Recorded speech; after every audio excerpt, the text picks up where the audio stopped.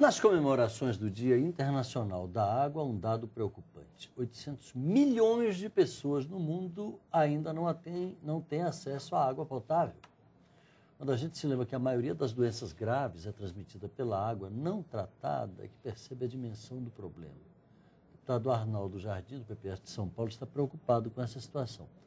Até porque a escassez de água no futuro poderá aumentar os riscos de conflitos no mundo, segundo os especialistas que participaram do Fórum Mundial das Águas, em Marselha, na França. O deputado está aqui com a gente, participa desta edição do Palavra Aberta, que tem transmissão simultânea pela Rádio Câmara. Deputado, petróleo é importante, mas não se bebe, né? Então não dá para a gente comparar uma coisa com a outra. No entanto, parece que o cuidado com o petróleo tem sido excessivamente maior, exponencialmente maior, do que os cuidados com a água em escala planetária. E sabe qual a notícia, Paulo? É que isso vai se inverter. Afinal de contas, o petróleo não se bebe e o petróleo também não irriga para produzir toda a nossa agricultura. E o petróleo não é um vetor de transmissão de doenças. Hoje no Brasil, o último dado do IBGE revela que nós estamos crescendo, podíamos crescer mais, mas estamos crescendo de expectativa de vida. A mortalidade infantil declinou.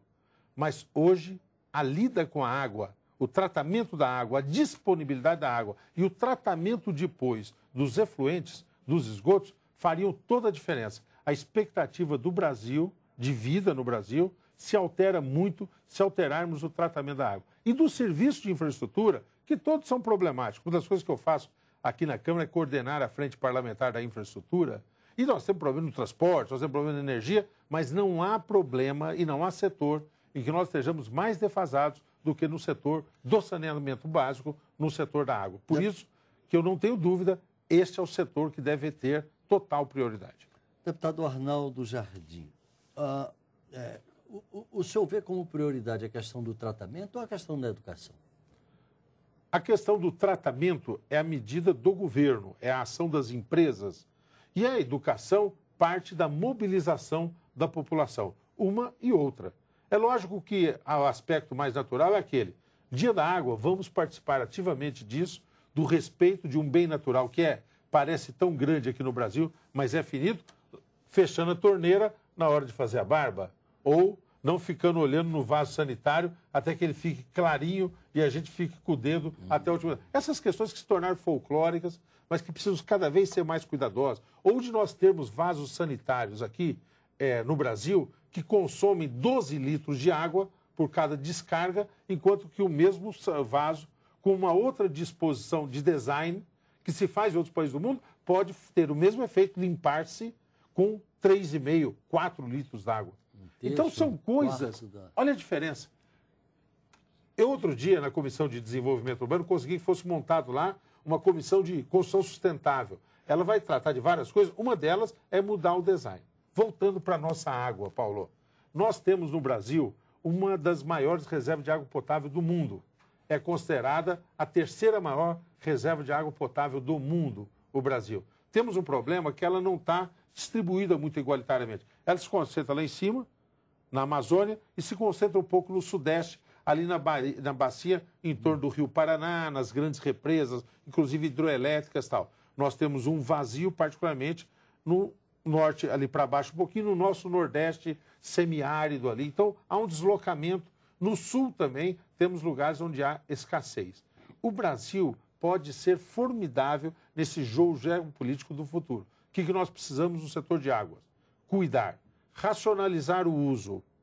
Nós precisamos de ampliar a disponibilidade, mas hoje nós já temos indicadores razoáveis na área urbana. A população da área urbana, 94% recebe água potável.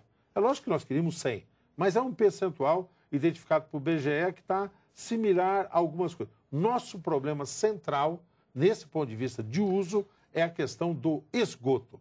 Hoje nós só temos 50% das nossas esgotos canalizados na rede. E desses 50%, que já é pouco, 50% é jogado por aí, que vai para a rede. Quanto é tratado?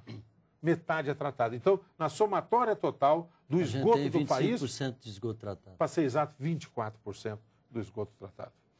Deputado Arnaldo Jardim, o Brasil, diferentemente de países como os Estados Unidos, por exemplo, e vários países da Europa, você utiliza água tratada, água de boa qualidade, para molhar a grama e para lavar o carro.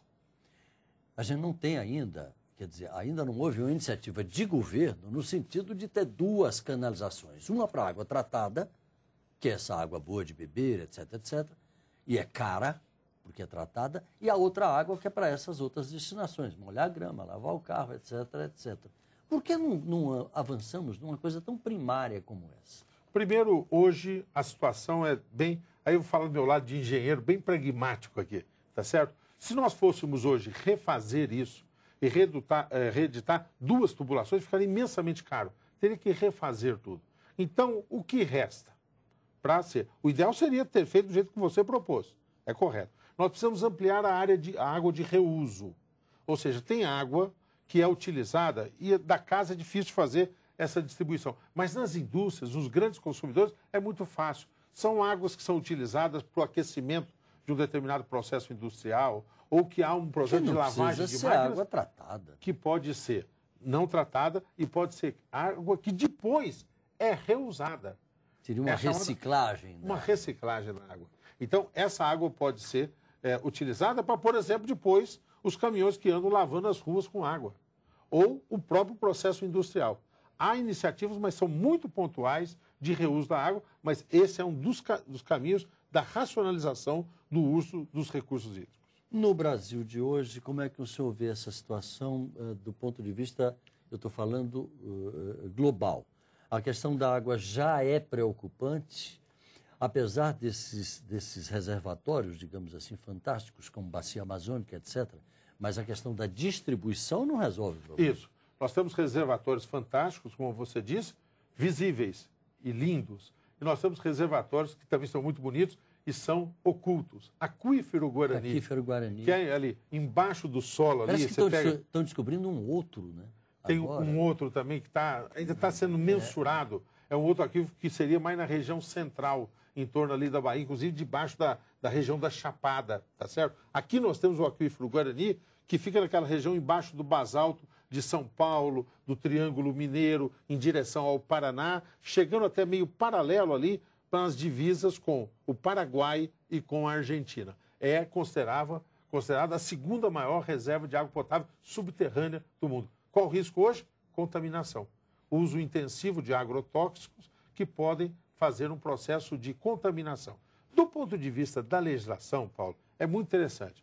O Brasil avançou porque nós temos uma lei de disponibilidade dos recursos hídricos, nós temos um conceito de gerenciamento por bacias hidrográficas, que é uma coisa muito atual e muito correta.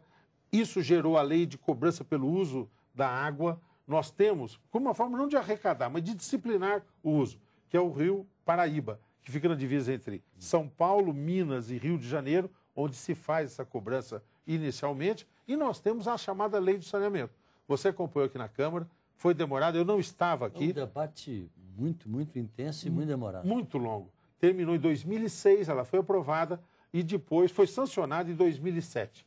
Começo do governo, tá certo? Ela foi sancionada. Só que demorou para ser regulamentada pelo Executivo durante 13 anos e meio. Só foi regulamentada depois agora, muito recentemente, em 2010. Lei do saneamento, colocá-la em prática. Avançar na questão do saneamento com incidência na questão da saúde. Racionalização do uso da água para que esse bem extraordinário, a água, que o Brasil é tão forte nisso, a natureza foi tão generosa conosco, que isso possa ser cuidado para servir ao desenvolvimento e às gerações futuras. Rapidamente, nosso tempo está esgotado praticamente, mas eu queria lhe fazer uma última pergunta. Pois é. Do ponto de vista legislativo, o que falta fazer ainda? Do ponto de vista legislativo, acompanhar a regulamentação da lei do saneamento básico, acompanhar os municípios que têm um prazo para fazer os seus planos municipais de saneamento, se escoou, não fizeram, se foi ampliado agora, e essa é uma pauta importante que vai ser o foco, inclusive, de trabalhos na Comissão de Desenvolvimento Urbano. Deputado Arnaldo Jardim, muito obrigado pela sua participação aqui com a gente. Um Você de casa, obrigado pela audiência. Um abraço e até a próxima.